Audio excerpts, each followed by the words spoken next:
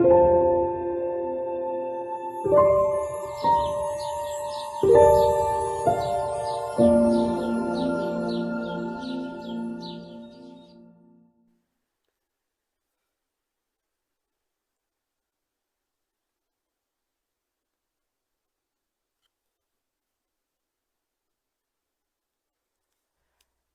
want to welcome everybody back Ndoda kuchingamidza mese zvakare to our second and last presentation here in Tahiti. presentation yedu yechipiri yekupedzisira kumusangano uno. In a wonderful time.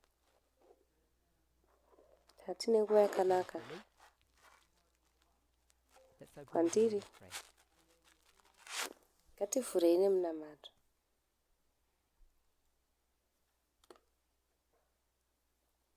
Holy God, we thank you. Vanhu vatsvene tinokutendai. We can have a relationship with you. Kuti tinogona kuva neukama We do nemi. not feel judged or condemned. Apo tisinganzwi tichitongwa uye kana My kutukwa. hope, it's always been my Chishuwo dream. changu. The relationships changu we have dream with one yangu. another Kuti ukama watiinawo will pakati mirror pedu or reflect that relationship. ugova mira kana reflection yeukama iwoyo. Patinogona kugona kuvimba nevamwe vedu. That we would feel free and uncondemned. Tigofila tiri free, tisina kutukwa. May each of us strive to have that experience. Neumwe neumwe wedu aishingirira kuve neexperience iyoyo. Give that experience to one another. Neumwe nemumwe aishingaira kupa experience iyoyo kune mumwe nemumwe. Amen. Muzita raJesu. Amen. Often what happens in a study, Kazhinji zvinoitika muchidzidzo, I ask a question, ndinobvunza people give me mubvunzo, their answer, vanhu vondipa mhinduro dzavo. and there seems often to be an expectation Panowanzonge paine that I will be tarisiro like a referee or like a judge. yekuti ndichaita serefuri kana Sometimes I use tijaji. the term gatekeeper Dzimwe nguva ndoshandisa vara rekuti gatekeeper, to define what's right and what's wrong. kuti ndigozotsanangura And often kuti when I chiri don't do right that, ndechiri wrong ndichipi. Kazhinji people think panisingazodaro either manje. I don't have an opinion Vanhu vanofunga kuti or either I handina agree with opinion the comment that's been made. kana kuti ndinotenderana nekomenti So inenge we ichiitwa. understand why I would not give my own personal views. Why I won't give my personal Ndinoimba view kuti tinonzwisisa kuti sei ndisingazopiwo personal view yangu when someone gives their views. munhu paanopawo view yake. Because sometimes it can make people feel uncomfortable. Nokuti dzimwe nguva zvinoita kuti vanhu vanzwe zvisiri Clarify comfortable. 2 points. Tangojekesa In the last study. mupfungwa mbiri muchidzidzo chedu chekupedzesera. So when Michelle said that the sin Michelle paati was chitema patriarchy, George, chaiva patriarchy. George George said it was patriarchy. I'm not saying that was George wrong. ndiyati chaiva patriarchy. Handisi kuti The only zviri reason I wrong izvi. hesitated Mhaka yega because what I ndahesitata wanted us to see ndeyekuti zvandachida kuti tione is an approach of methodology, let me put it that way, iapproach yemethodology kana ndikasisa nenzira iyoyo pachinambo chekungopa I'm not mhinduro. saying the issue isn't patriarchy, but it's not that straightforward. Saka handisi kuti nyaya haisi patriarchy, but hazvina kunyatsoti twasa. ndichataura And ndichidaro. then, because I'm sure I'm going to get questions on this if I don't comment, Ndoziva kuti ndichawana mibvunzo neizvi kana ndikasakomenta. and I'm not saying I'm correct. Handisi kuti ndiri Daniel correct. 11 verse 45. Daniel 11 ndima The 45. subject of that verse has been of interest to the movement for a long time. Subject yevhesi iyi yanga iri yeinterest I kumovement don't know kwenguva where, yakareba. I'll just say, I don't know where we ended. Handisi We, takagumira meaning papi. myself and Elder Jeff, Ndikati takagumira papi ndokureva inini naelder because this Jeff. verse hasn't been discussed for many years. Nekuti ndima iyi haisati yataurwa But kwemakore when it was nemakore. discussed, Asi I and Elder Jeff payakataurwa, had different views of this verse. ini naelder Jeff taiva nemiono yakasiyana pandima I'm iyi. not saying my view is correct, Handisi kuti kuona kwangu ndokuri but before correct. people message me, Asi vanhu I vasati want to vandisendera suggest mameseji ndoda my understanding kusuggesta of the Glorious Holy Mountain kuti kunzwisisa kwangu kweglorious is holy this mountain movement, not the United States. imovement ino kwete United States. Other people are free to hold different views. Vamwe vanhu vari free kuona miono I left it yakasiyana. open because I don't like disagreeing with people, Ndangosiya zviri open nekuti especially the handifariri dynamics such as this kurambirana where I'm at the nevanhu. front and you're the students, if I can put it that way.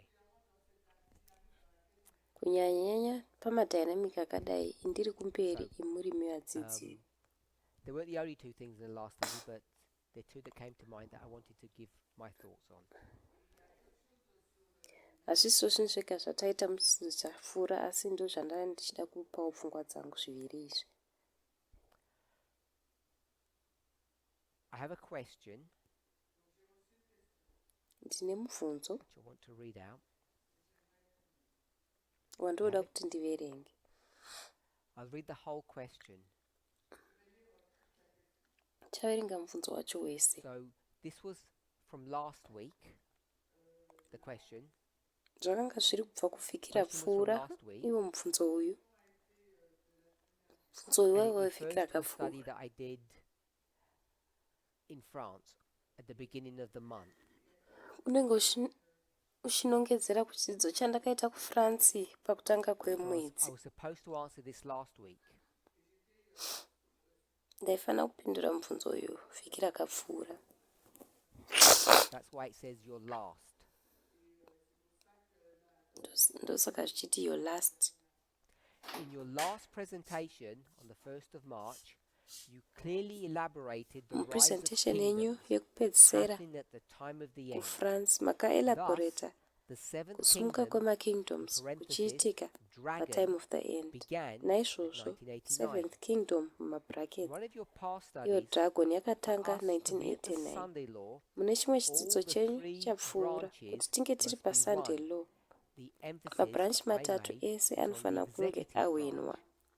What does the winning of the Emphasis executive yamakaita branch yanga iri look like? paexecutive branch. From the time of the Kuwina end, kweexecutive branch seventh kunoratidzika kingdom, sei? Kubva patime of the the seventh end, kingdom era seventh to kingdom. date, from 1989 Munguva to now, yeseventh era we have had yekingdom both Democrats kusvika and izvinezvi Republicans 1989 taking the kusvika reins of izvinezvi power. takava Are they nemademocrats both the nemarepublicans vachitora masimba. Vese vari vaviri idragon here.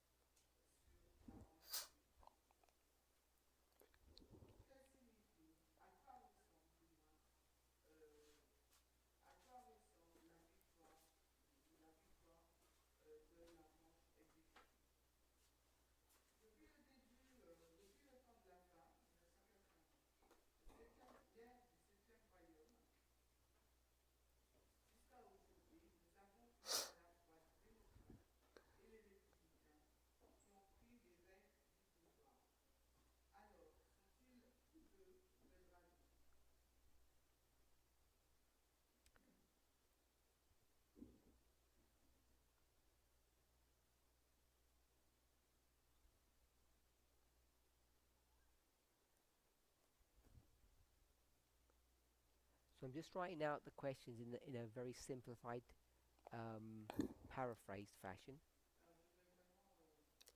Saka ndiri kunyora mibvunzo nenzira iri simplified iri paraphrased.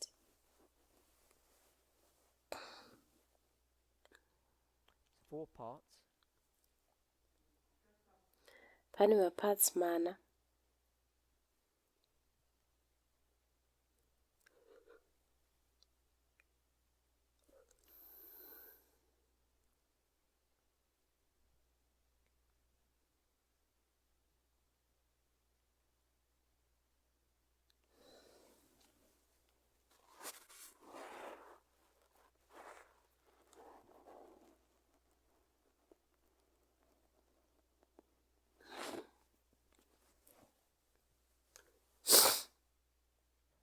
So,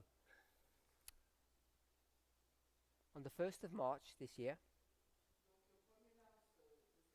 Musi we did wa a 1 study March gore rino. and it generated this Ndakaita 4-part chidzidzo. question. Chakaunza mubvunzo une maparts 4 aya. The rise of kingdoms at the time of the end. Kusumuka kwemakingdoms The patime of the 7th end. kingdom, which the person says is the dragon, begins at 1989. 7th kingdom iri kunzi nemunhu uyu idragon ichitanga 1989. 3 branches need to be won for a Sunday law. Mabranch matatu achida kunzi What does ahwinwe winning actually pasunday mean? law. Kuhwina kunorevei 1989 to now, kubva 1989 the kusvika history of izvezvi. the 7th kingdom, Nhoroondo we ye7th have kingdom. Democrats and Republicans holding power. Tine mademocrats nevarepublicans vakanga vari mumasimba. Does anybody remember how many Democratic administrations there have been? Pana vanorangarira here kuti pakaita mademocratic administrations You know the number? mangani 4. kana muchiziva namba yacho. So Mwati 4. Francine says 4. Shemaine says Francine number ati 4. 3. Charmaine ati 3. Only 3. Anzi matatu chete here. Name the 3. Taura Okay, so matatu let's acho. name how many altogether. Saka titaure kuti mangani pamwe chete. How many actual? 5? 5 with Republican and Mwati Democrat. 5. There's 5 Democratic administrations. Pane 5 mademocratic administration. And how many Republican ones? Ko marepublican.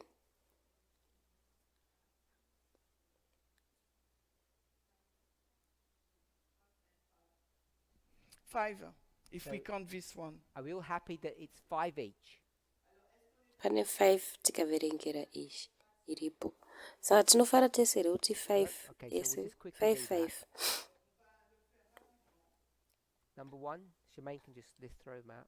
Okay, Bush Junior. Saka Bush takuzviita Senior. nekupasika. Bush, Wekutanga ndiBush And after mukuru. Bush again, I think. Bill Clinton, yeah, Bill Clinton, Clinton. times, twice. Clinton, And after Bush, Pachibva Bush panoya Junior, Clinton Bush. kaviri. 2 times. Bush, Pozoya Obama, Bush 2 Junior times. kaviri. Obama, Poya Obama kaviri. Obama, Trump, 1 time. Biden, Trump kamwe 1 time, chete. and Trump. Biden kamwe chete. Biden, Then and Trump. 1, 2, 3, 4, 5, 6, 7, 8, 9, 10. We're okay with that? 10? 10. 5 each. 5 5. Okay. So let's try to answer some of these questions. Ngatisamei kupindura mimwe mibvunzo iyi. I don't want to answer these fully because I want to let other people do that. handidi kupindura izvi zvizere nekuti ndoda kuti vamwe vanhu vapindure I want izvozvo. to begin by quoting something. Ndoda Seeing kutanga as the nekukota question chimwe spoke chinhu. about dragon. Munhu uyo avhunza ataura So in our nezvechikara. previous study, Muchidzidzo chedu chekumashure we have what we tend to call the threefold union. tine yatinodaidza chiti threefold union: The dragon, the beast, and the false prophet. dragon, The dragon beast is what? nefalse prophet. Dragon chii? Francine already told us. Francine atotudza nechekare. So, Spiritisme. okay. Spiritism. Hanzi spiritualism. Spiritualism. Donc, Well, I've got spiritisme. spiritualism or spiritism, depending on how you do that. The beast, La bête. Spiritualism. Catholicisme. Then iko beast. Hanzi Catholicism. and Protestantism. Et protestant apostat. Pozoita Protestantism. So, we can define the dragon in that term. Togona kutaura dragon Spiritualism, nekutaura Catholicism, uku. Protestantism. Spiritualism, Catholicism neProtestantism.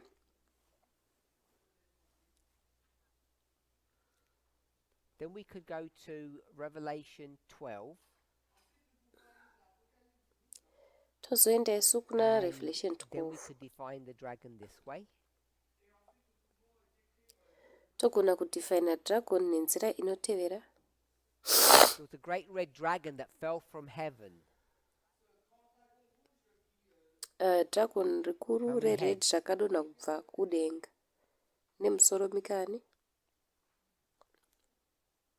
7 heads. Rine misoro Who's 7. this? This great red dragon Ndiani? having 7 heads. Iro dragon tsvuku rine misoro 7. Rome? Who said Rome? So Shemaine says Rome this ere. is Rome. Shaman at So Rome has 7 iRome. heads.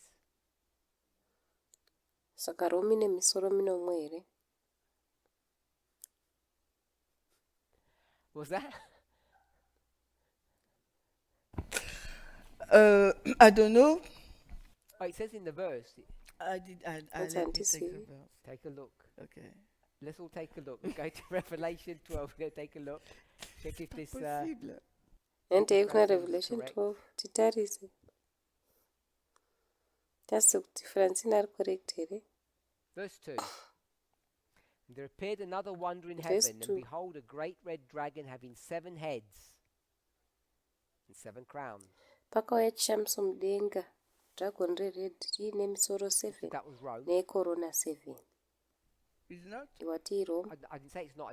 You said it's Rome. Ouais, oui, I yeah, just yes. asked if Rome had Anzi 7 haisi here. heads. If the verse says so. Iwe yes. wati Rome. Indiri kungoti Rome ine 7 The heads the here. verse- Kana vhesi You've got to kadaro. translate a little bit.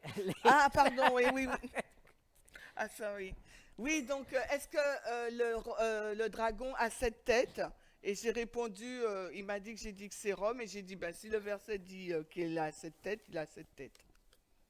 So obviously the trick in her response, Donc, la réponse, voilà, Saka pigeante, trick iri if the muresponse verse yake. says so, si le verset dit cela, is that the Kana verse never vhesi said it was richidaro. Rome. mais le verset n'a jamais dit que c'était Rome. Kuti made vhesi that up. rinambobvira Elle rati l'a Rome. inventé. But the 7 heads, it actually says. Angozvigadzira Parce hake. qu'il est dit les 7 têtes. The question remains. Yes, Asi but the inoti great ine 7 dra- heads. Oh, Saka mubvunzo unoramba uripo. oh, but Ellen White says it's Rome. Yes. Ellen White says, I will said.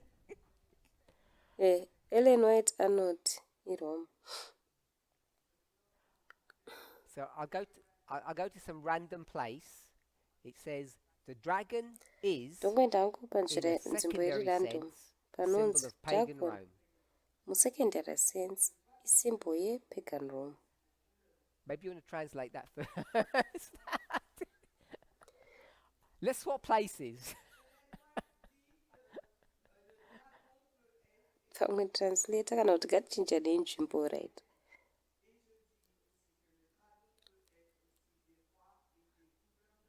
Kings and rulers also, Ellen White said. We'll take that Dragon one in can a be. second. Vanoti futi makings nemarulers. Ellen White anoti dragon nogonoita kings Reynolds wants to say nemarulers. something? Renato ndezvada kutaura.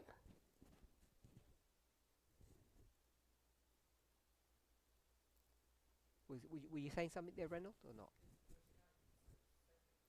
Wanga vachitaura chinhu here Renato ipapo kana kwete?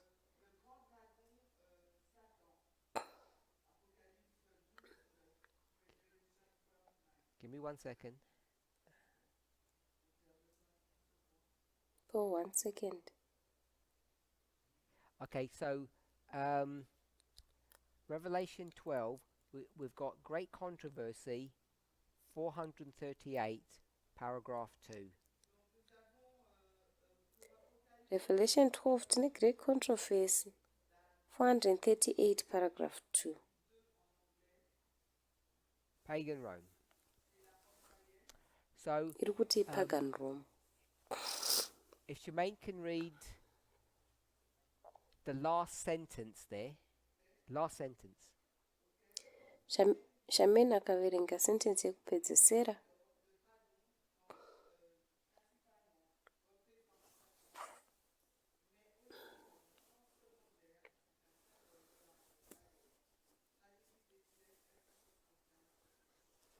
So we won't do the English. So that confirms what Reynolds said in verse 9. English yacho. Sazvinokonfirma zvataurwa naReynolds muverse 9. Because we always remember it's pagan Rome, but it's not pagan Rome. Nekuti togara chingorangarira kuti pagan Rome, but aizi pagan Rome. So we know it's not actually Satan. Toziva kuti haazi Satan zvake. Agents upon the earth. Ma-agents aSatan pano pasi. Comes from heaven. Anosymbolizwa negreat red dragon inodonha kubva kudenga.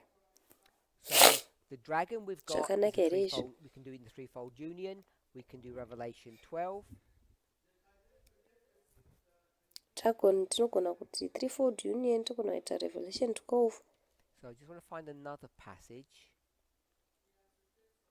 Toda kungotsvaga imwe passage. We'll do that in a second. Tichagona kuzviita mukanguva kanotevera. So I'll try and find a reference. Tichatsvaga kutsvaga reference. Okay, yeah, great controversy.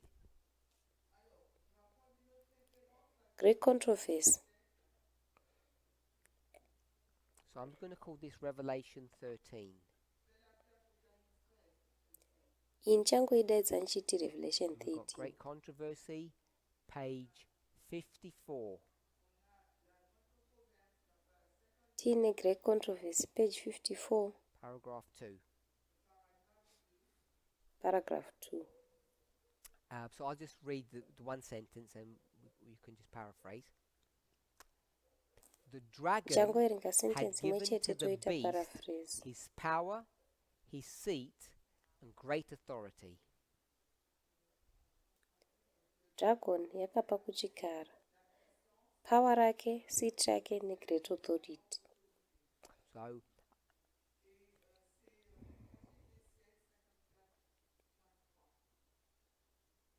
did you say something, Francine? Question or comment? Okay.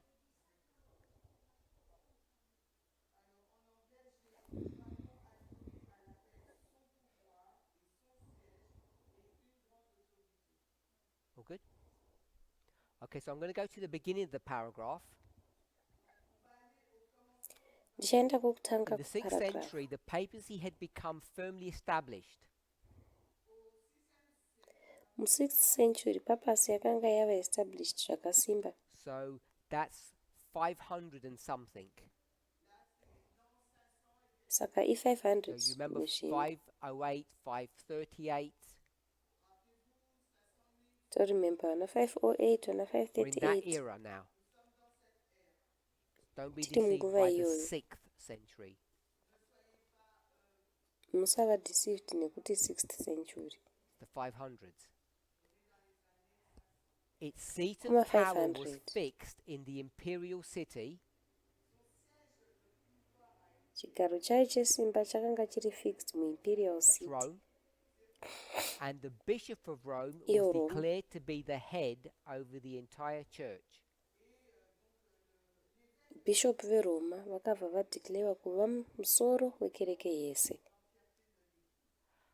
Paganism had given place to the papacy. Paganism yanga So, yapa nzvimbo kupapasi. Paganism to papacy. Paganism Then kuenda it says, kupapasi. the dragon had given to the Yobva beast yati his power, his seat, and great authority.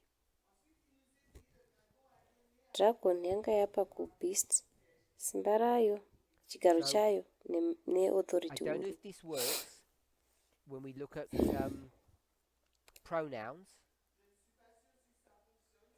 Handisivi patinotarisa In English, it mapronouns says mavara aya. his power, his seat. Muchirungu inoti his power, his seat. It doesn't say his authority. So we'll leave Hazvinzi that. his authority. Saka Who is the tozvisiya his? izvozvo. Uyo ari kunzi his ndiani? It says his power, his seat. Who is the his? Pazviri kunzi his power, his Because seat. the Ari kunzi dragon his uyu gives to the ndiani? beast his power, his seat. Nekuti dragon inopa kubeast his power nehis seat. Satan, you said? Satan? So It's it's Satan. pagan Rome. Let's try to... so, And if saka we can stick to ipagan the Rome. sentence,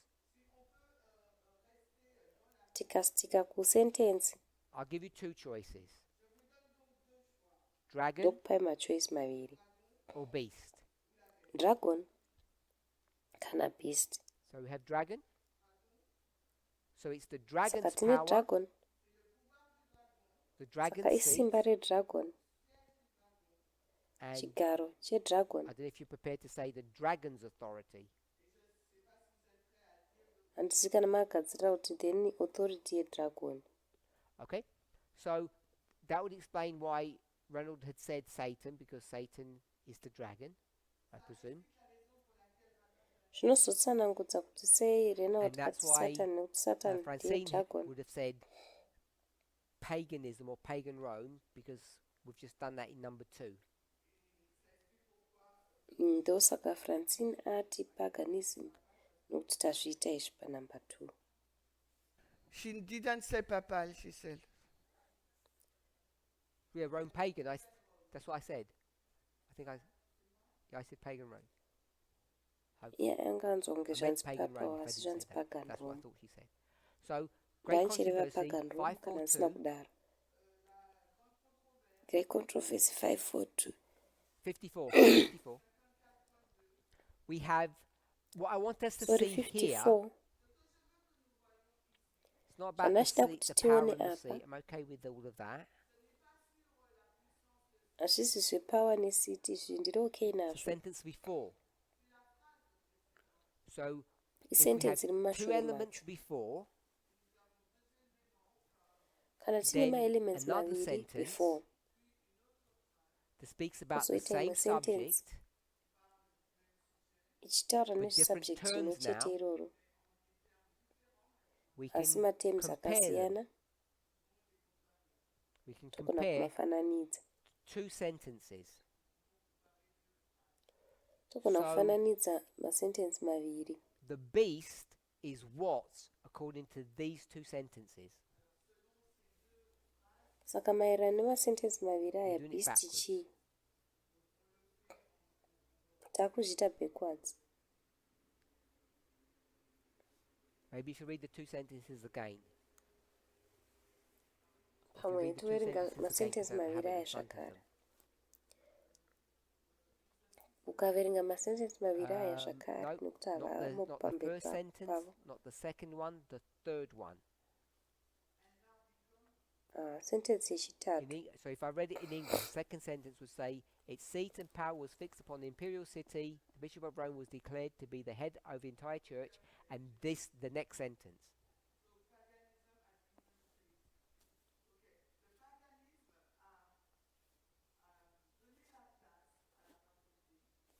And the next sentence.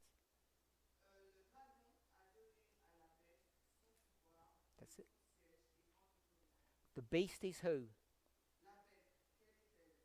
Beast ndiani?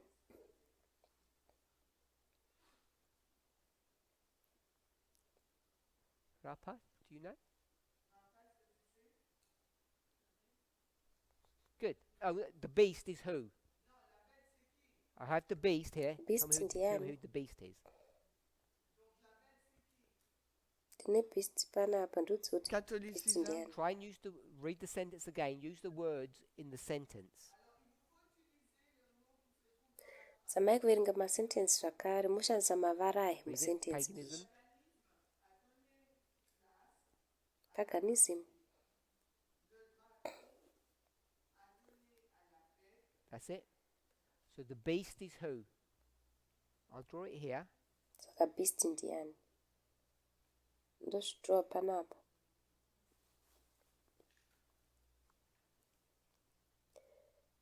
Paganism poita papasi. Poita dragon, poita beast. So if you look on the board, Ukatarisa will help. pabhodi who is the beast? pamwe zvinogona kubatsira. Saka beast ndiani? Papacy. And the dragon? Anzi papasi. Dragon. And the dragon? Paganism. Paganism. Is That's that okay, paganism. Alberic? That makes sense? Alberic izvi zviri right here. Zvinomeka sense here. So all she's done is used paganism and papacy in one sentence. Saka zvaangoita ashandisa paganism nepapasi Same sentence story. imwe chete. Now she gives them different Imwe titles. cheteyo. Obva The azvipa titles she gives mataito now are akasiyana. taken from Revelation 12 Title yaanozopa izvezvi Revelation inotorwa 13. kuRevelation 12 naRevelation 13. Revelation 12 and Revelation 13. Revelation 12 naRevelation 13. Everybody okay with that? This dragon wese has how zvakanaka many here heads? Dragon iri 7 rine heads. misoro mingani? And the beast of Misoro Revelation 7. 13 has how many heads? Beast raRevelation 13 rine maheads mangani? 7 heads. Ine 7 So, heads. We've defined the dragon in different ways. Saka tadefina dragon nenzira Spiritualism. dzakasiyana siyana. Or sometimes we call it Spiritualism. atheism. Kana dzimwe nguva toidaidza chiti atheism. We've defined it as Satan, which isn't helpful. Takaidefina saSatan. The pagan robe. Zvisingatibatsiri. And now we can define it as Pagan. Ezvino takugona kuidefina paganism. Now the sepaganism. dragon is paganism. Yep, we Saka can see that izvezvi dragon is dragon paganism. ipaganism. So we've got different But understandings dragon of who this ipaganism. power is. Saka tine kunzwisisa kwakasiyana siyana kwekuti masimba aya So I want to ndiani. ask a question now. Saka ndakuda kuchibvunza The mubvunzo. dragon gives to the Dragon. beast Rinopa everything. kuchikara. Can we say it that way? Zvinhu zvose. Everything that I Togona have kutaura tichidaro here. of any value, Zvese zvandiinazvo I will give to you, zvine value like an inheritance. ndichapa kwauri. If we're okay with that, Sezvinoita inheritance. think of it that way. Kana zvakanaka. So when you give an tikazvifunga nenzira inheritance, iyoyo. you do that when Saka you die, paunopa inheritance unozviita paunofa. or you're going to relinquish all of your power. You abdicate. Kana Okay? kuti So wakusarenda masimba ako ese. the dragon and the beast, are Dragon they the same nebeast thing? chinhu one here. Alberic? You said yes? Alberic wati hongu. You said yes? Yes. They're the same thing. Anzi hongu chinhu chimwe chete. The dragon and the beast are the same. Dragon So therefore, nebeast in Revelation chinhu 13, chimwe chete. Naizvozvo na we could say Revelation that that 13 beast is the dragon, togona kutaura kuti beast irori even though it's dragon. the papacy. So, Kunyangwe riri go to papasi. number 4. Naizvozvo toenda We'll kunumber go to the 4. passage that Shemaine was taking us to. Toenda kupaseji yataendeswa So kwairi this is naShamini. Review and Herald, Saka handei kureview and August Herald 29, August 29, 1893. Paragraph 1. 1893. That's its original Paragraph source. yekutanga.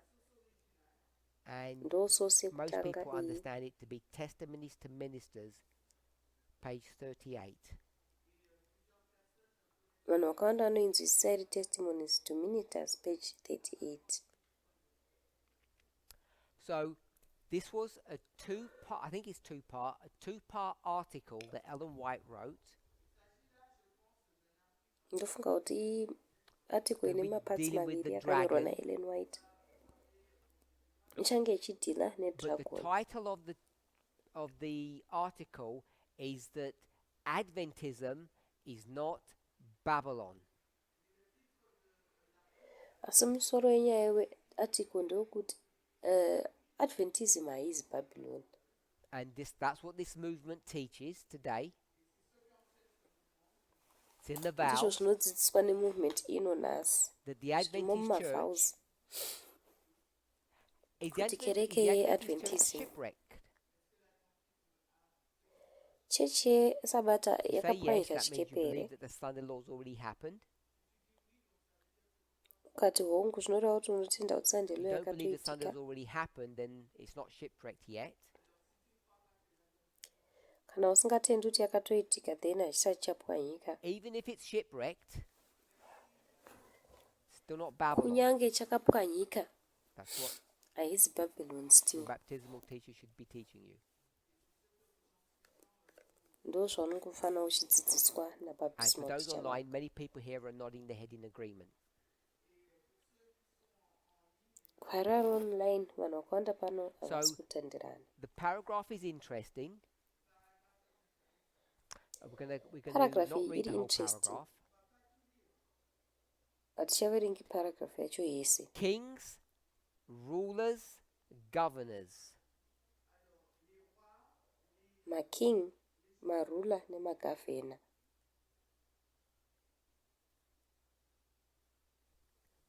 have placed upon themselves the brand of Antichrist.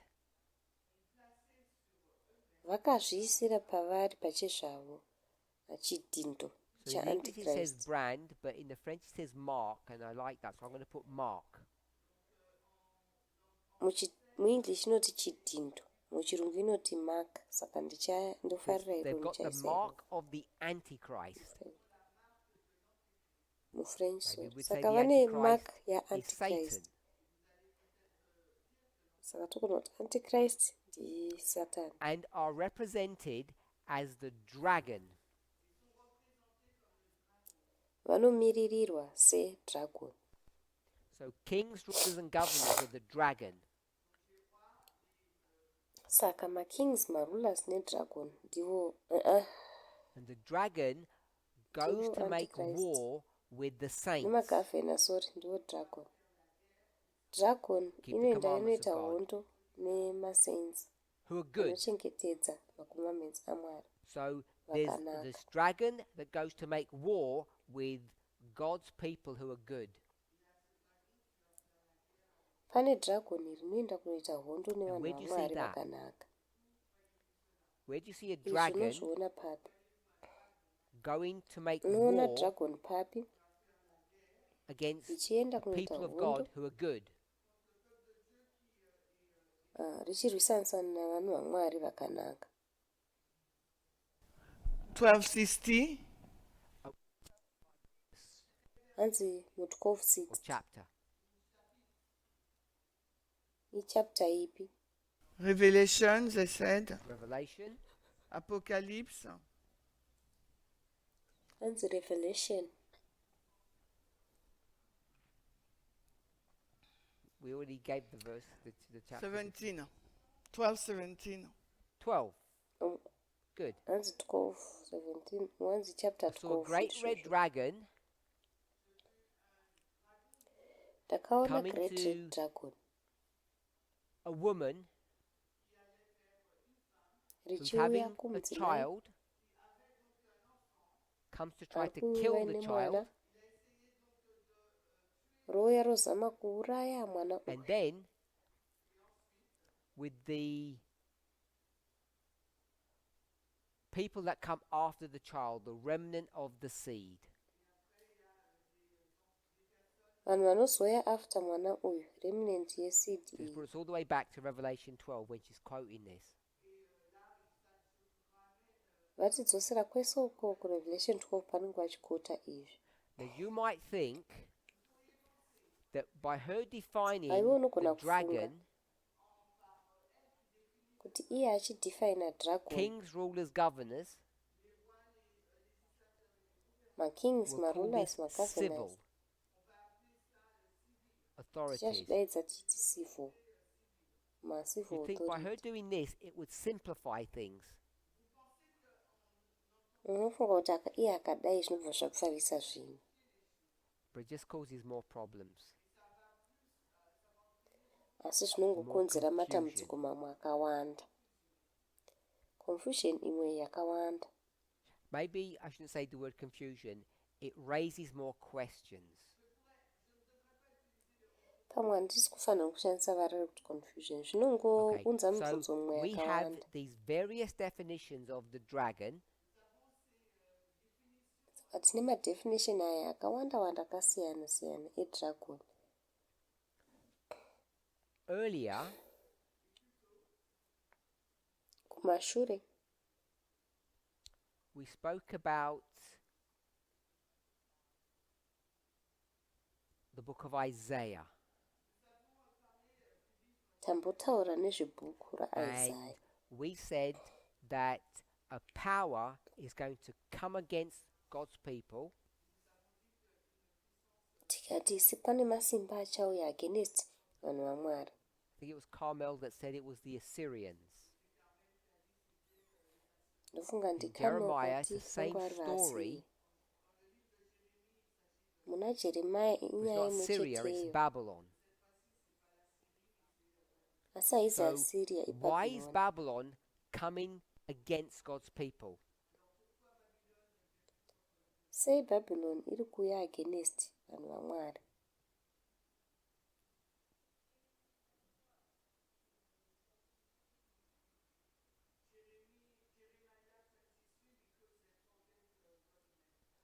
Good. Babylon's coming to punish God's people. In Babylon the iri words kuuya that we've just read kupanisha from vanhu the Review and vaMwari. Herald, Mavara ataverenga kuReview and Herald. who do not keep the commandments. Vanhu vaMwari vasingachengeti mirayiro. In that passage it says, the dragon comes against those who keep the commandments, and in Jeremiah it's those, the dragon comes Passage against, sorry, Babylon comes against those who do not keep the commandments. Babylon. dragon inouya against vanhu vanosingachengeti mirayiro. Then kuna Jeremiah Babylon ndiyo inouya against vanhu vasingachengeti murayiro. Okay, so we're not Dragon in inouya Jeremiah, against we're in vanhu vanochengeta Isaiah. murayiro. It's the Isitava kuna Assyrians now. Isaiah. And why are the Vava Assyrians Assyria. coming against God's people? Sei vaasiriya vari kuuya against vanhu vaMwari? For the same reason as the Babylonians did. Nemhaka yakangofanana Coming against neinovingwa God's people who nemabhabhironi. do not keep the commandments. Vachiuya against vanhu vaMwari Jeremiah vasingachengeti 23. makomamende. Did you give the verse? Jeremiah 23. Wapa Give a verse. vhesi here. Wapa vhesi here.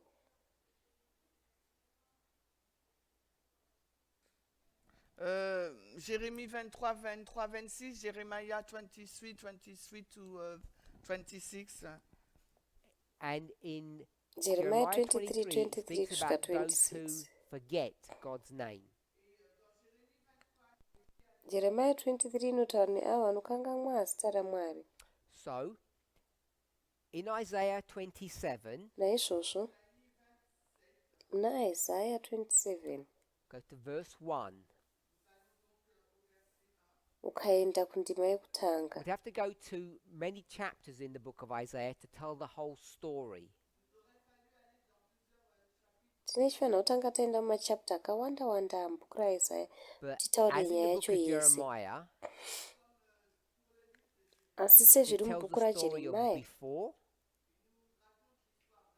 inotiudza sorry, the nyaya past, iriko the present, kumashure. and the future. Nyaya And we yezviri have to be kumashure careful yezviri about kuitika nezvichaitika in mberi. each chapter that we place them in the right order. Tofanira kuva careful kuti muchapta imwe neimwe tinozviisa muorder yazvo Because it zvakanaka. begins by saying in that day.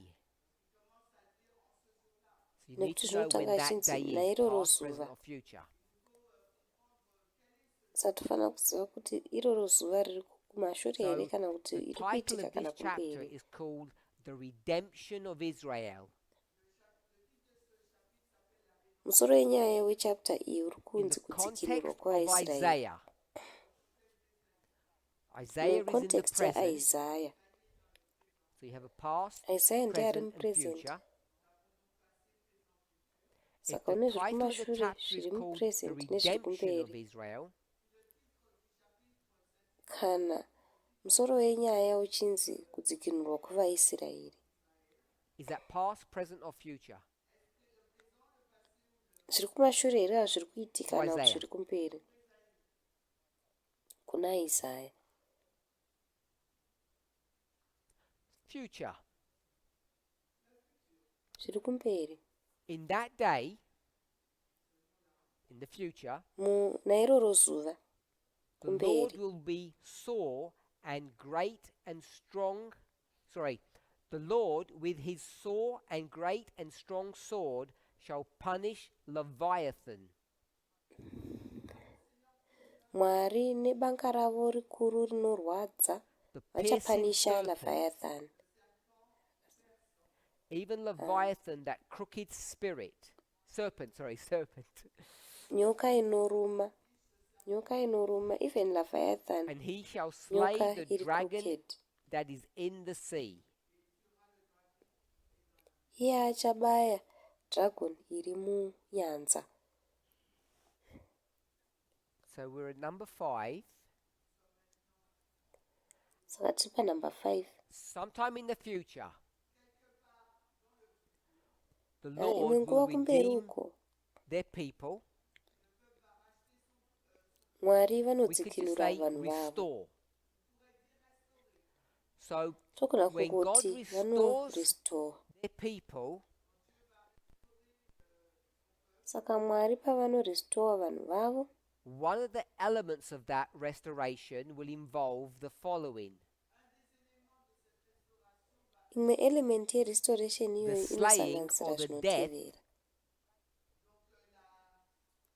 kuurawa kana kubayiwa of the dragon that is in the sea. kwedragon So iri the musi. dragon is going to be killed.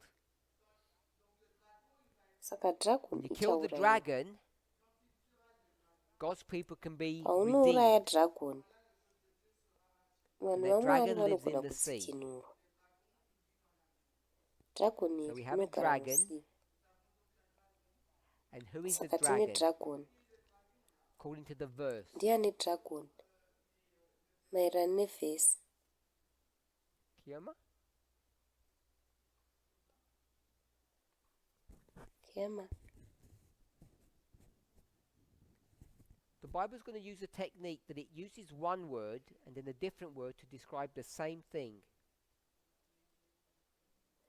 Dragon ichashandisa technique rekuti The inoshandisa Bible rimwe uses a vara technique of repeat. rozoshandisa Don't rimwe call vara it enlarge, but just we call it repeat. kutaura chinhu chakafanana.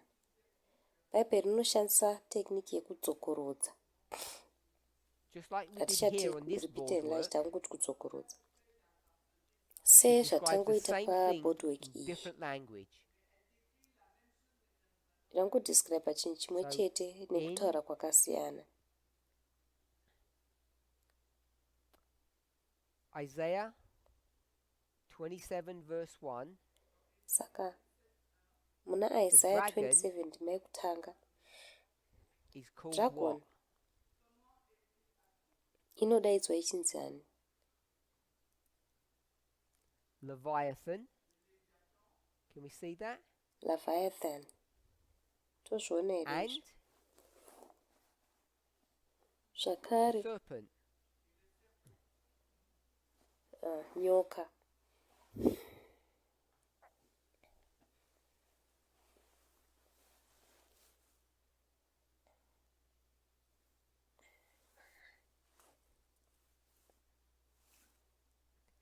And who is that?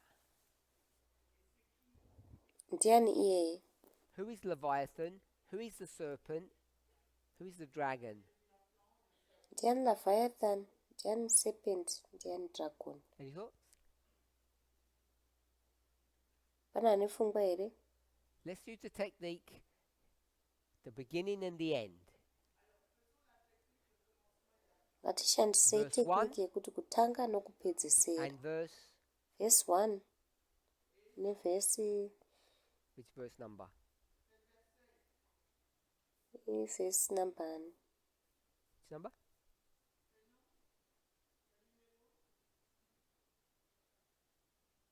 Thirteen? 13. verse 13.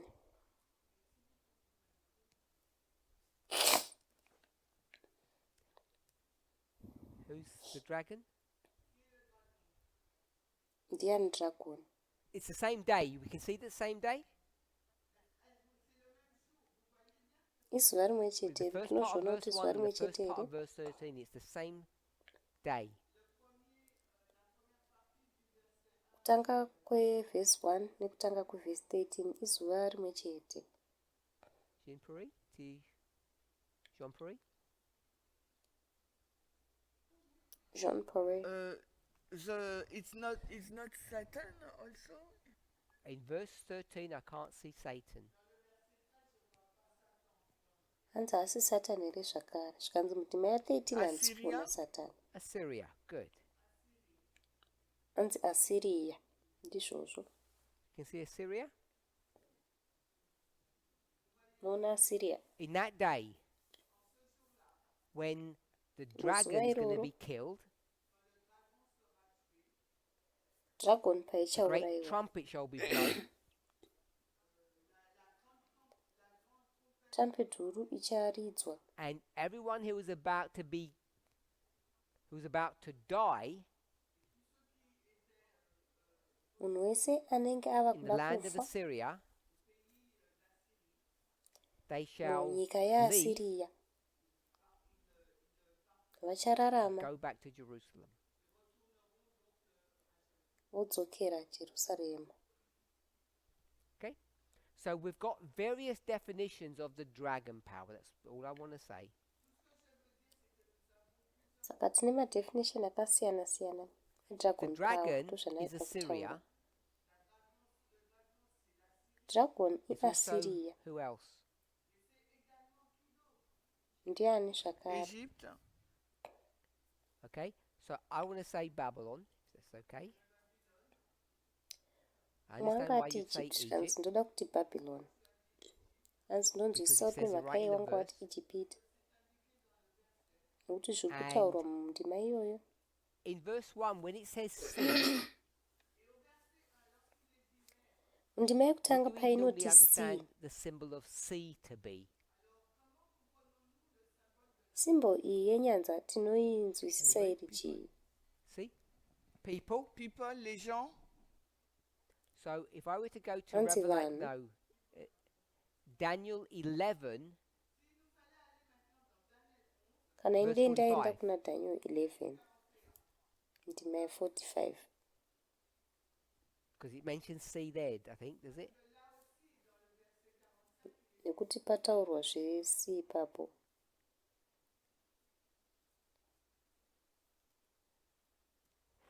So in Daniel 11:45 it says, Saka muna Daniel 11:45 plant his inoti tent between the achadzika sea, matende ake plural, pakati penyanza and the dzakawanda mountain. ne And the Gomo. mountain. So the tent is between negomo. the sea and the mountain. Tende iri pakati penyanza In negomo, between them. So we'll just draw that. pakati nepakati pazvo. Daniel Izvi 11 verse tongozvitrova 45. izvi. Daniel 11 ndima Sea. ye45 Mountain. nyanza And then there's a tent here. gomo poita tende pakati Tent apo. stands between the mountain and the sea. Tende inomira pakati And we're saying pegomo sea nenyanza. Isu tiri kuti is people. nyanza Lots vanhu, of people. I want to say the vanhu world. vazhinji. Ndoda kuti nyika. So in Isaiah 27, where Saka does muna this Isaiah 27 serpent live? nyoka iyi inogara In pai? the sea. In the sea. So I want to suggest what that Anzi means munyanza. Ndoda is kusazvisa that zvazvinoreva this serpent, kuti dragon, nyoka iyi is the master of the Dragon. seas. And if you were to look at ndiye mambo Leviathan, wenyanza. you Ukatsvaga know, way wewe back in the Leviathan beginning books, mumabhuku you'll see okutanga-tanga ekare Leviathan describes a creature that is literally the ruler of the sea. unoona Leviathan achitaurwa sechikara chinotonga nyanza. So if we have sea, people, world, Kana what symbol do muine we normally use sea, for the world? vanhu, nyika, isimbo ipi yatinowanzokushandisa Daniel 11 kunyika? verse 42. Daniel 11 ndima ye42 Nancy? nenzi. Ah, tu réponds pas là. She doesn't answer your question. That's fine. She said in Genesis, God creates Leviathan to play with it. Yes. So you remember Ansana that kupindura Leviathan is mibvunzo. a creature that God created. Genesis, Leviathan akagadzirwa kunzi atambwe naye And naMwari. it's Saka described as a munorangarira very kuti powerful animal. Leviathan chikara chinogadzirwa naMwari chinotsanangurwa 11 verse sechinhu 42. chine Someone masimba already said, I akawanda. heard. 11:42 ndatonzwa Egypt. munhu achitaura inzi Egypt. So I want to suggest Isaiah 27 verse 1, Saka ndoda kusagesta the Isaiah dragon 27 verse 1, in the sea dragon is iri Assyria munyanza ruling the world. iAsiria ichitonga nyika. And when it says Egypt, verse 13, Painoti Egypt that's the sea. muvhesi ya13 the ndiyo world. sea, It's the Assyrians controlling ndiyo everything. nyika. vaasiriya And when vanenge the Assyrians vachikontrola are zvinhu brought down, zvose. vaasiriya pavanodhiridzwa, all of their spheres of influence, if I can put it that way, maspheres of they influence lose avo their grip ose, and kana all the people achitaura can go nenzira back home. iyoyi, They lose their power, vanorasikirwa control, nemasimba and avo, everyone can vanhu go vese back. vodzokera kumba kwavo. Vanorasikirwa nesimba ravo nekontrol So yavo, we've vanhu vese described the vanogona dragon kudzokera in kudzimba different dzavo. ways, Tataura dragon and the nenzira complexity of the dzakasiyana-siyana. difficulty is Kukosha that kwazvo when you go to ndekwekuti a certain story, paunoenda kune imwe you have to be nyaya, careful how you decode that information. unofanira kuva careful kuti information iyi So unoidhikodha we'll do a sei. simple one. We're at Saka number tichaita iri simple. 3. Revelation Tiri 13, panumber 3, the beast Revelation 13. has everything Beast. that the dragon had. So we'll Rine say zvinhu it's now zvose like the zvaimbova dragon. nechikara. Or Saka we can say tichati is the zvinorava dragon. sedragon. We're Kana okay with togona that. kuti idragon. Kana zvakanaka. So if the beast is the dragon, Saka kana chikara chiri this is a dragon, seven-headed beast. ichi chikara chine misoro What does minomwe. Revelation 13 teach us? Revelation 13 inotidzidzisa There chii? was the beast that came out of the sea. Paiva nechikara chakabuda munyanza. Something happens to it. Pane Then zvinoitika another pachiri. beast rises up out of the earth, Chimwe chikara chinozosumuka kubva goes through paearth some history. Then what choenda happens? munhoroondo. Chii chinozoitika? This beautiful beast that comes up out of the earth. Chikara chakanaka ichi chinobuda kubva muearth. Revelation 13:11. Zvakazarurwa Speaks 13 like a 11. dragon. So the beast is the dragon, Chinotaura sechikara. and then we see Saka beast ndiyo dragon. that the earth Toona beast, isusu let's call this the sea kuti beast. beast remuearth ngatidaidzei iri titi sea We'll do it beast. this way. Tozviita nenzira iyi. This also then becomes a dragon. I know it Ichi says zvakare speak like a chinozova dragon. chikara. Dragon. I'm saying Ndoziva that kuti means it unotaura is a dragon. ichichi chinotaura sei dragon. So Ndiri kuti this zviri earth kureva beast that kuti comes a itori dragon. dragon, Saka earth beast iri rinozova what do dragon. they do? Vanoita sei? Verse 12. Exercises Might all cause. the power of the first beast. Vanoexercisa And masimba the first ose beast ebeast rekutanga. did what? Beast rekutanga rakaita Exercised chii? all the power of the dragon. Rakaexercisa masimba ose edragon. So the dragon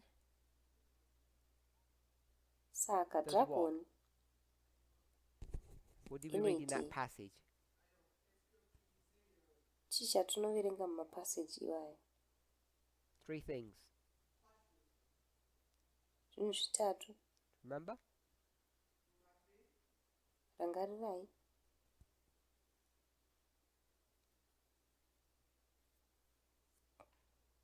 Power, seat, Simba, authority. chigaro neauthority. He gave all of this to the beast. Yakapa zvose izvi kubeast. And then the beast, as we read in Beast verse 12, everything that the sekuverenga beast had kwatinoita muvhesi 12. zvinhu zvose zvaimbova The second nebeast. beast, or the earth beast, will exercise that same power. Beast rechipiri kana beast repaearth rinoexercisa masimba akafanana naiwayo. And when it does that, it's also called a dragon. Parinodaro rinotaurwa then- zvichidaidzwa chinzi dragon zvakare. This second Then- beast, earth beast, that does all of these things, Beast rechipiri iri says earth everyone beast has to rinoita worship the zvese izvi. beast,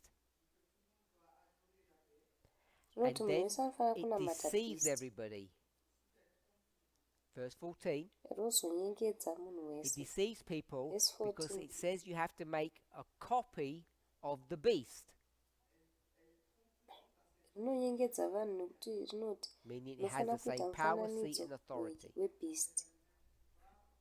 Zvoreva kuti And who rine is this? simba nechigaro This earth beast neauthority that makes a zvakafanana. copy Uyu of the ndiani beast, uyu? Earth beast inoita kopi in simple rebeast. language, we call this the USA. Mukutaura kuri simple tinoidaidza tichiti USA. And the problem is, if you go all the way back to, I think it's number Dambudziko 1, tikadzokera uko kwese uko ndofunga kuti the false ndekwekutanga prophet number of 1. Protestantism, which you will call False apostate prophet kana kuti Protestantism, Protestantism yatinodaidza We normally tese call tichiti that apostate USA. Protestantism which towanzo in this kuidaidza story tichiti is not a USA. dragon. So you Munyaya have to iyi be haisi careful how you dragon. use this term dragon. Saka tofanira kuva careful kuti varayire kuti Because dragon it can refer tikurishandisa to sei. something different depending on the point or the story that you're telling. Nekuti tinogona kurifira kune chinhu chakasiyana chichiva nekuti pfungwa yenyaya yauri kutaura Okay, so that's ndeyekuti a kudii. point that we need to understand. Saka The ipoint second part yatinofanira of kunzwisisa. the first part A, Part we see the yechipiri kingdoms yepart rise at the A time of the end. I agree with that. inoti tinoona makingdoms True. achisumuka patime of the end. Izvi It says the ndinobvumirana nazvo. seventh Ichokwadi. kingdom, in parenthesis, dragon, Yobva yati kingdom yechi7 We've zvoiswa just shown mumabrackets that's zvinzi dragon. Taudzwa kunzi begins in zviri correct. 1989. So just want to Inotanga pana clarify that. 1989. Saka ndangojekesa izvozvo. So the seventh kingdom Saka arises umambo at the time of hwechi7 the end hunosumuka And- patime of the end. at 1989. Zvakare So the question is, pa1989. does the seventh kingdom arise Saka in mubvunzo ndewekuti 1989? kingdom yechi7 inosumuka here As per what I pa1989 taught in France 2 weeks ago. maererano nezvandakadzidzisa kufrance mavhiki I did maviri this. apfuura. Line Ndakaita line 1798, iyi 1989, time of the end. 1798 1989 time of the end. Number Number 5, 6, 5 6, 7. 6 6 7. So the way we build that is we have Muvakiri watakazviita 1798, izvi ndewekuti tinenge tina 1798 and we break the toita line 1989 and then we totsemura bring this line underneath. tounza line iri pasasi peiro. So you can refer back to that study if you're not sure how to do that. Saka unogona kudzokera kuchidzidzo ichocho kana usingazivi kuti zvinoitwa sei. So we could say born, die, Saka togona kuti inozvarwa born, yofa, die. inozvarwa yofa. And if we're going to continue this story, we have to get rid of this Tikaenderera mberi nenyaya iyi die, tofanira kuita get rid of izvi because We have to get in this Kufa line. This uku. number 6 carries on. Nokuti palaini iri namba 6 inoramba ichienderera mberi.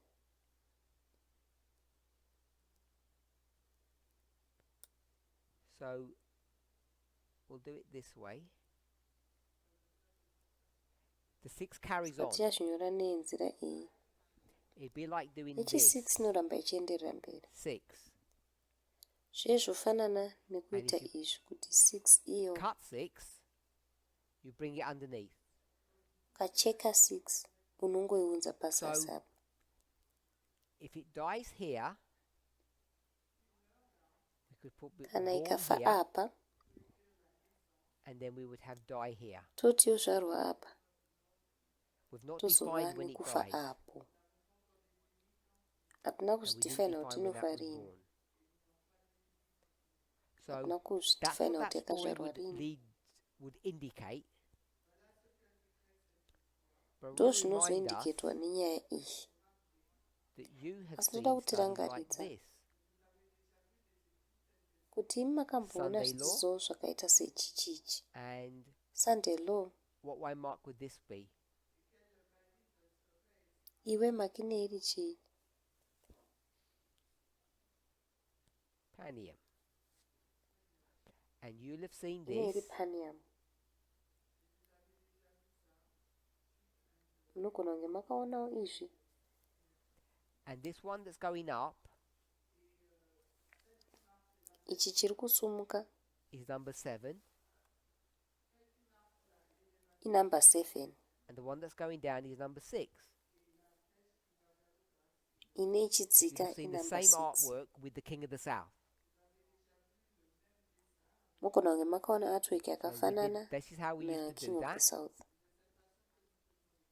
So Saka ndo this muitiri indicates wataizviita izvi. the 7th Izvi being born zvinoindicata when? yechi7 ichizvarwa rini? At Panium, which is different to what we have here. Papanium. Zvosiyana nezvatinazvo pano apa. So then I did a study 2 weeks ago Ndakazoita chidzidzo that says mavhiki 1989. mashomapfuura chaiti Then 1989. we might do this. Then tinogona kuitawo zvakare izvi. And you can see that we've now got the same pattern, but we've extended it back. Unoona kuti tine pattern itsva asi taiextenda Let's do it this kumashure. way. Panium Tichiitei nenzira iyi. is story Panium 1. iyi 1989 ndiyo would be nyaya what? yekutanga. 1989 inenge yachi Story 2. nyaya So yechipiri. if 1989 is the time of the end, Saka 1989 What's this kana iri way time of the end. Waymark iyi ichi.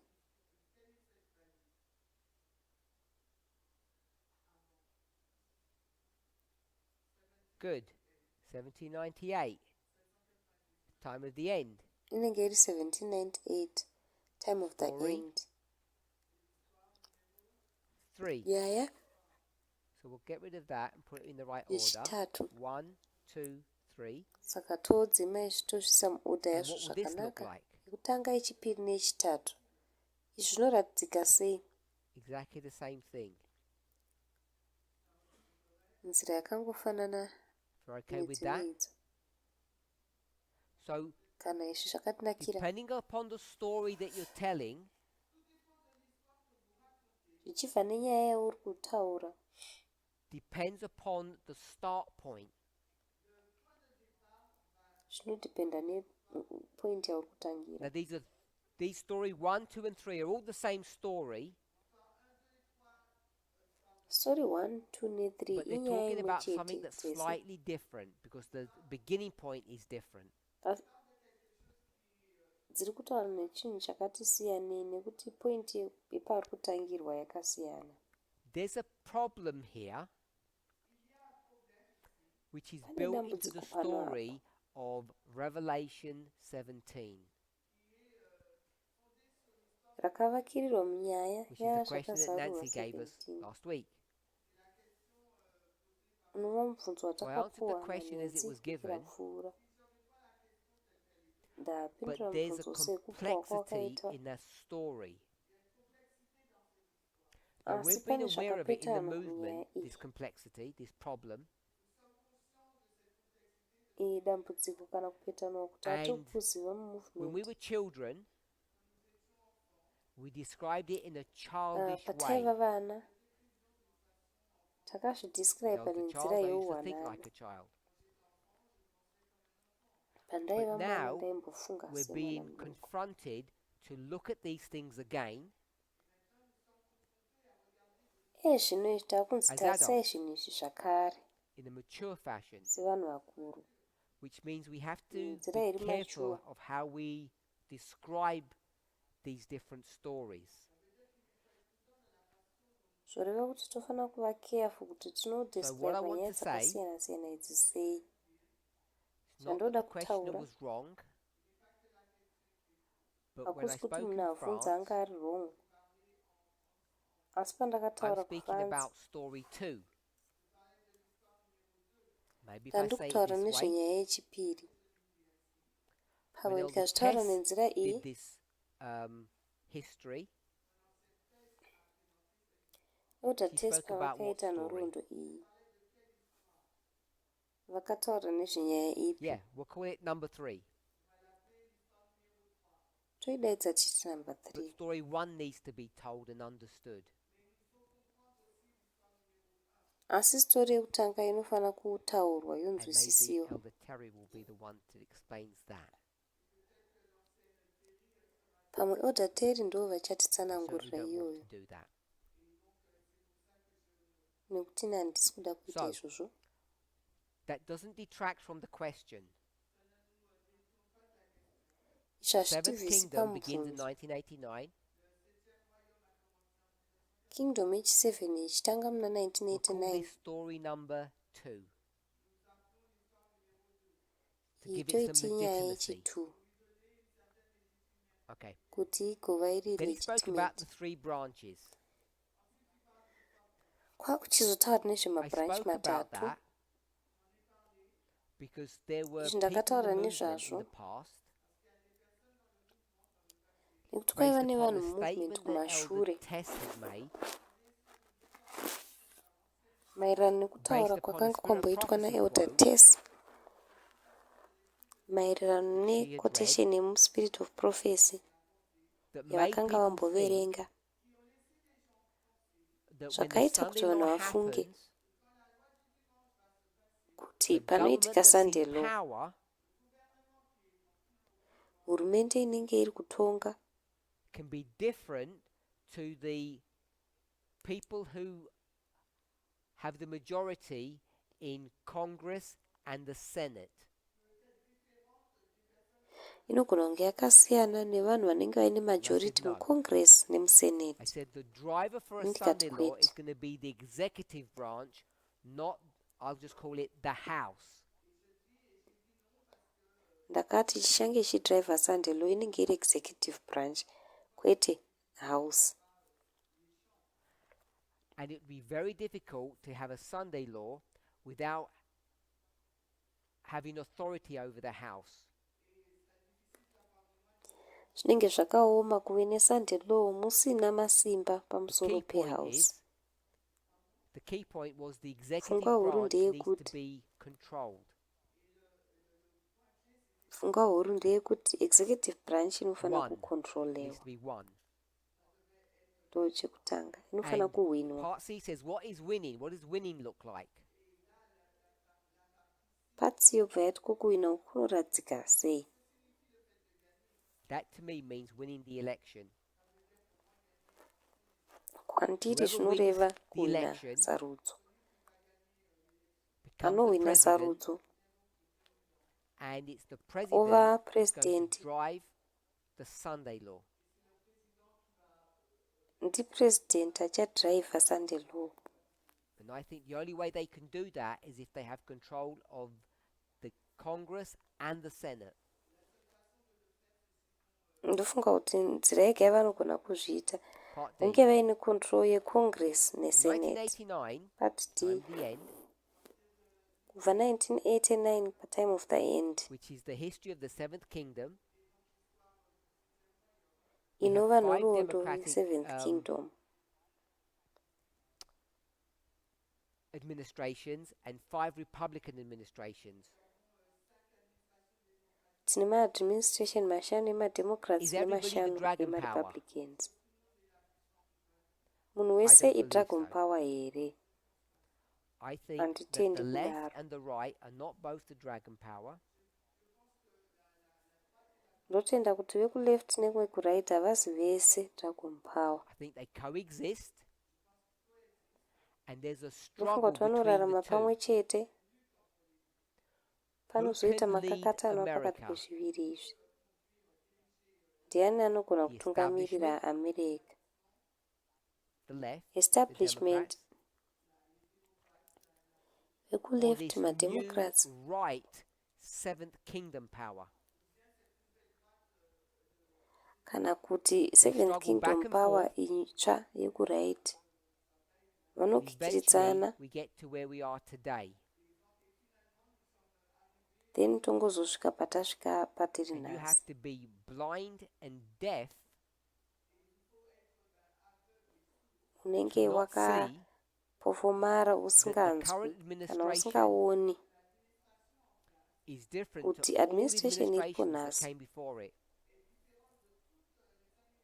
yakasiyana nemaadministration Its mamwe ese behavior akambouya is kumashure kwayo. completely different to anything that's existed before in the United States.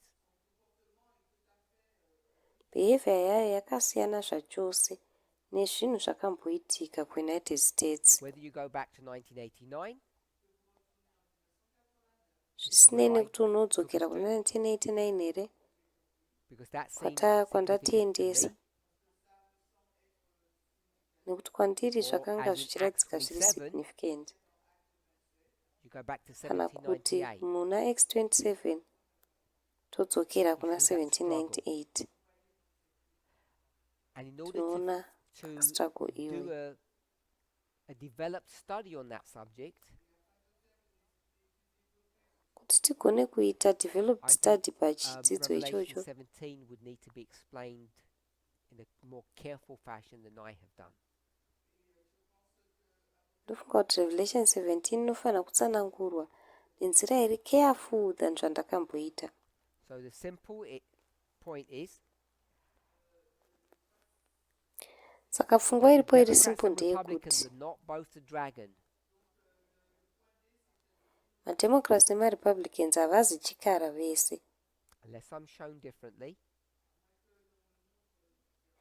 Could be kunze wrong. kwekuti ndataridzwa zvakasiyana. Ndogona kunge ndiri wrong, The Democrats asi kwandiri are being punished mademocrats for their vari failure kupanichiwa in taking care of nekukundikana the kwavo United States.